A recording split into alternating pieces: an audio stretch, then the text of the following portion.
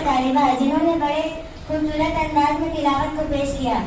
इसके आगे हम पेश करने के लिए मैं तैयबा को इस शेर के साथ आवाज देती हूँ। करूँ क्यों ना हमदो सना उस खुदा की, करूँ क्यों ना हमदो सना उस खुदा की कि जिसने मुझे हर खुशी अता की।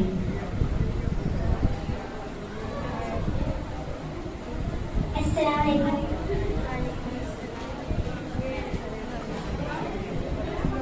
उस रब्बे दो आलम की अता सबके लिए है, उस रब्बे दो आलम की अता सबके लिए है।